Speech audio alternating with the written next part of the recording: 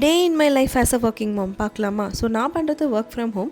So என்னோடய shift முடிஞ்சோடனே தான் எப்பயுமே நான் ஜிம் கிளம்புவேன். ஆனால் இன்றைக்கி எனக்கு லீவ். ஸோ அதனால் நான் என்ன பண்ணேன்னா, இன்றைக்கி சீக்கிரமாகவே ஜிம் கிளம்பி போயிட்டேன். ஸோ ஜிம் போயிட்டு ஒர்க் அவுட்ஸ்லாம் முடிச்சுட்டு அவங்க எனக்கு ஈவினிங் ஸ்நாக்ஸாக சுண்டல் கொடுத்துருந்தாங்க. ஸோ சாப்பிட்டுட்டு நான் வீட்டுக்கு கிளம்பிட்டேன்.